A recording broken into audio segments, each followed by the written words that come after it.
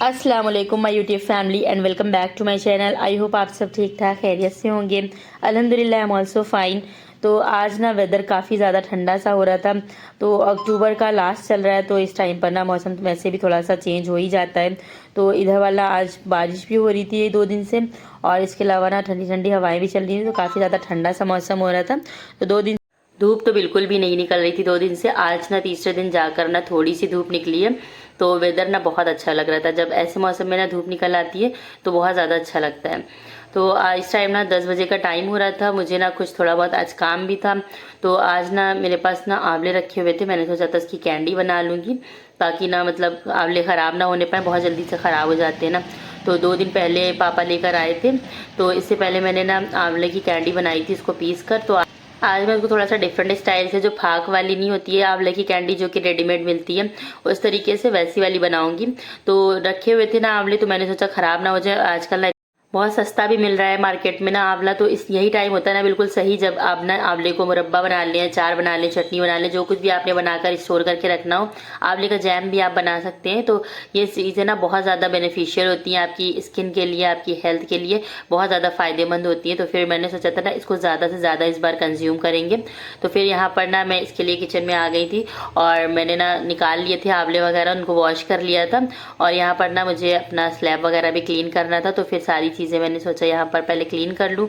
और इंडक्शन भी ना काफ़ी ज़्यादा गंदा हो गया था, तो सुबह ना नाश्ता वगैरह बना था ना, तो फिर उसके बाद मैंने सोचा इस टाइम क्लीन कर लूँ, उसके बाद मैं अपना बाकी का काम स्टार्ट करूँगी।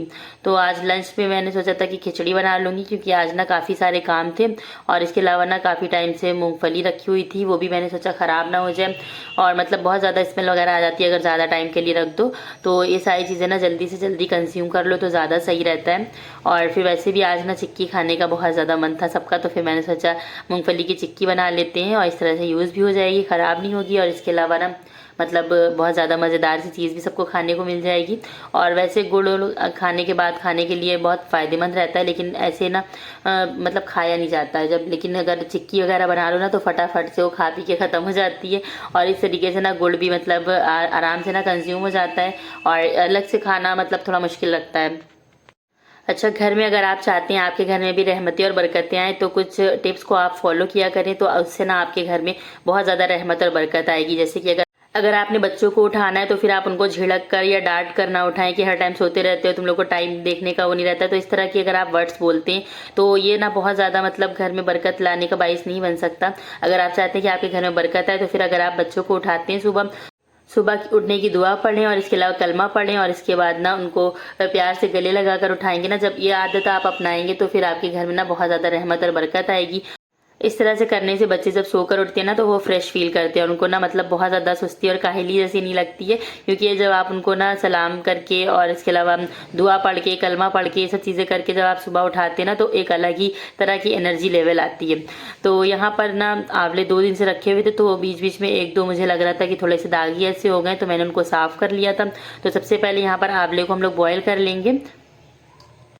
और इसके अलावा एक दूसरी आदत है जिससे आपके घर में रहमत और बरकत आ सकती है, तो वो ये है कि जब भी आप घर में दाखिल हो तो सलाम करें। और इसके अलावा घर वालों को भी आदत डालने की, जब भी कोई दाखिल हो तो सलाम ज़रूर से करें। सलाम करने से ना बहुत ज़्यादा सलामती और बरकत आती है आपके घर में। और इसके अलावा ना अपने एंट्रेंस एरिया को क्लीन रखें, जहाँ पर से आपके घर पे एंटर होते हैं लोग, वो बहुत ज़्यादा इंप्रेशन डालता है दूसरे बंदे पर। तो जब एंट्रेंस आपकी ना अच्छी होती है, तो फिर क्या होता है, वो इससे पॉजिटिव इम्पैक्ट पड़ता है। मतलब अगर मेन गेट पे सब कुछ बिखरा हुआ पड़ा हो, गंदा गंदा सा पड़ा हो, तो इस तरह के घर में ना हर कोई आना भी नहीं पसंद करेगा। और जब आपके घर में मेहमान भी नहीं आएंगे, और आपके घर में ना अनटाइडी होगा, बहुत ज़्यादा गंदा होगा, बदबूदार होगा, इस तरह की चीज़ें होंगी, बिखरा हुआ फैला हुआ होगा, तो फिर ये चीज़ ना आपके घर में रहमत और बरकत जो ना ख़त्म कर देती है। और इसके अलावा 1-2 चीज़ें अगर जैसे फैली हैं तो कोई बात नहीं, लेकिन अगर आपके घर में एंट्रेंस पे ही इतना ढेर सारा फैलावा पड़ा हुआ है, और चप्पलें बिखरी पड़ी हुई हैं, तो ये सारी चीज़ें ना एक अनटाइडी लुक देती हैं, जिसकी वजह से जो एंट्रेंस पे जैसे ही कोई दाखिल होता है ना, तो उसके ऊपर निगेटिव इम्पैक्ट पड़ता है। तो फिर अगर आप चाहते हैं आपके घर में रहमत और बरकत आए, तो आप ना अपने एंट्रेंस वाले एरिया को ना बिल्कुल क्लीन रखें।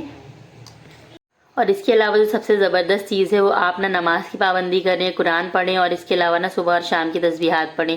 तो ये सारी चीज़ें भी घर में रहमत और बरकत का ज़रिया बनती हैं। तो जिस घर से कुरान की आवाज़ आती है, रहमत के फरिश्ते उस घर को घेर लेते हैं। तो रहमत और बरकत के लिए ना आप कुरान की ज़्यादा से ज़्यादा तिलावत कीजिए।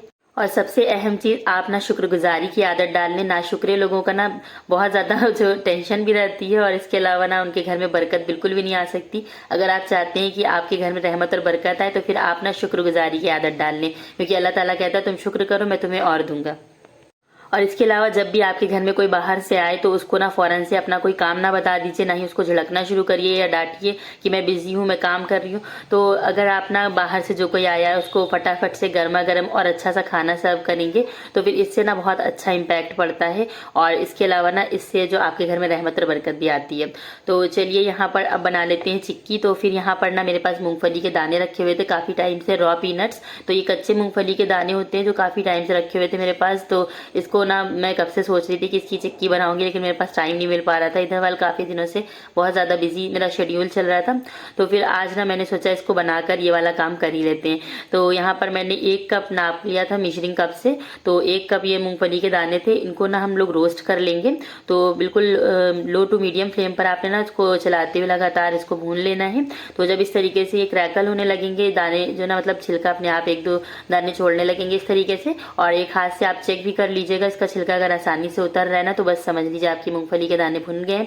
इसके बाद ना इसको किसी कपड़े पर या फिर टॉवेल पर या फिर इस तरीके से किसी पेपर पे निकाल लें, और ऊपर से रब करेंगे ना, तो इसके जो छिलके हैं बहुत ईजिली ये रिमूव हो जाते हैं। तो यहाँ पर इसको रब कर करके मैंने ना इसको जो ना फ़ौरन से निकाल लिया था। तो गरम गरम पे ही फ़ौरन से करेंगे आप ना, तो बहुत ईजिली ये जो ना मतलब बहुत जल्दी से रिमूव हो जाता है इसका छिलका।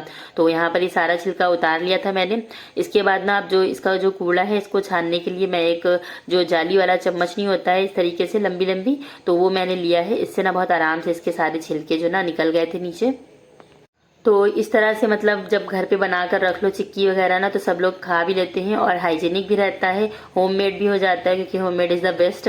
तो इसलिए ना मैं घर पर ही ज़्यादातर ये सारी चीज़ें बनाकर रखती हूँ। इसको बनाना कोई इतना मुश्किल भी नहीं है, बिल्कुल मार्केट जैसी चिक्की घर पर बनकर तैयार होती है। एक बार आप इस तरीके से बनाइएगा, बहुत ईजी होता है इसको बनाना। अगर आपके पास भुने हुए मूंगफली के दाने ना, तो सिर्फ ये 5 मिनट में बनकर तैयार हो जाएगी। तो यहाँ पर सारे दाने मैंने छान लिए थे इस तरीके से, और इसके बाद इसका जो कूड़ा था वो यहाँ पर जो मेरे मूंगफली के दाने थे बिल्कुल क्लीन हो गए थे, इसको साइड पे रख देंगे। अब हम लोग ना गुड़ को क्रश कर लेंगे। तो जितनी मूंगफली के दाने हैं उतना ही आपने गुड़ लेना है, इक्वल रेशियो में। कोई इसके ना बहुत इसके पीछे कोई साइंस नहीं है कि आपने बहुत ज़्यादा दिमाग लगाना है कैसे बनाना है।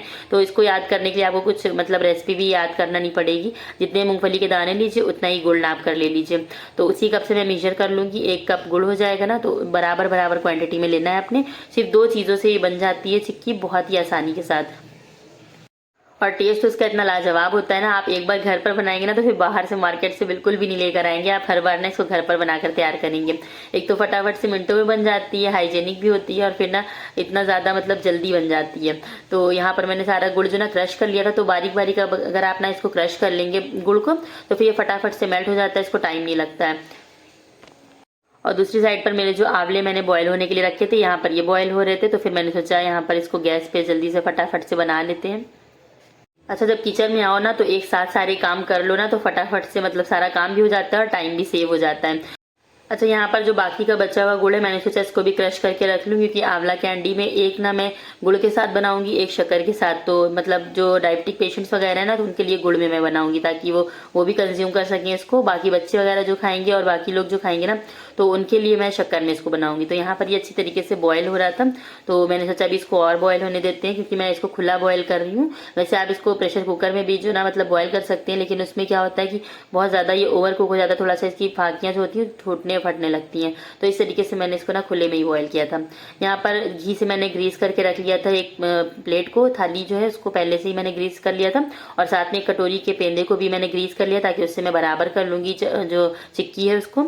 तो यहाँ पर मैं गुड़ को सबसे पहले मेल्ट करूँगी। तो लो फ्लेम पर पहले इसको अपने आप मेल्ट होने दीजिएगा, हाई फ्लेम पे ना करिएगा ज़्यादा।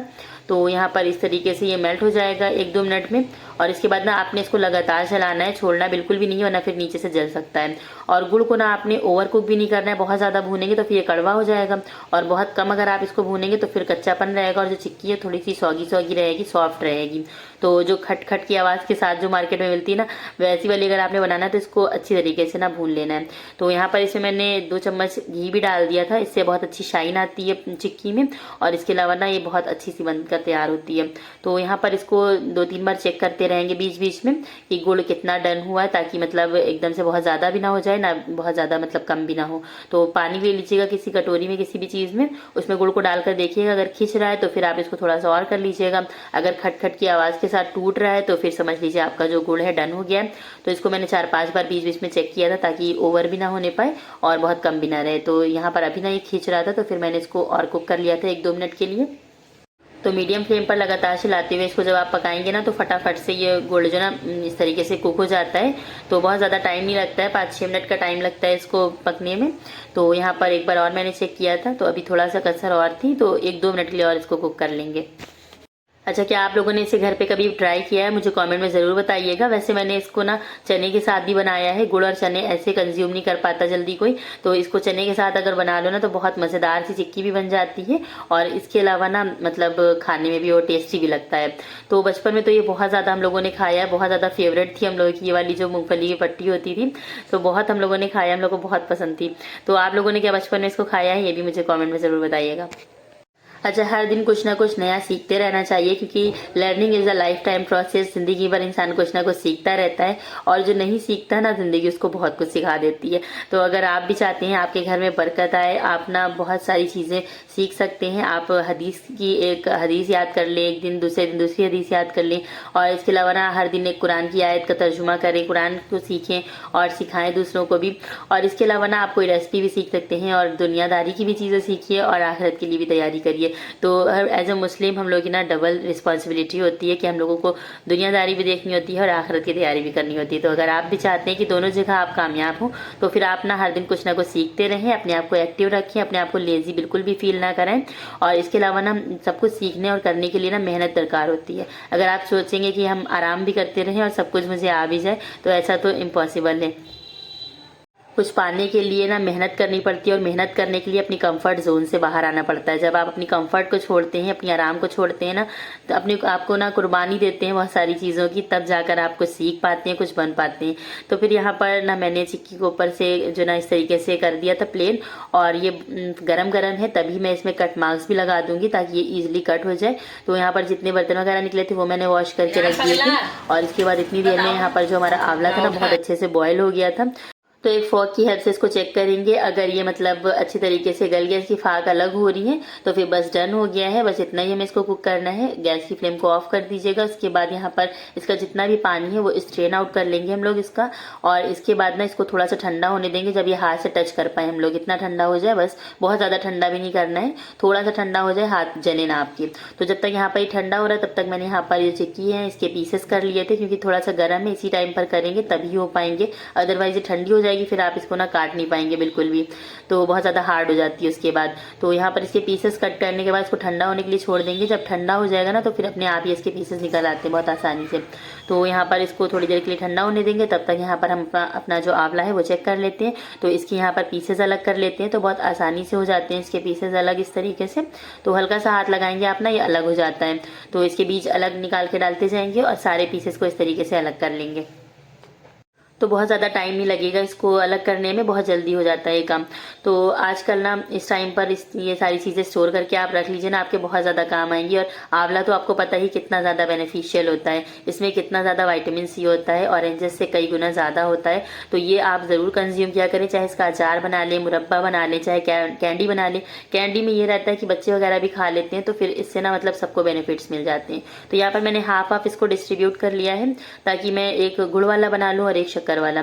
तो यहाँ पर बस 2 वेसल्स में अलग अलग मैंने इसको डाल दिया है।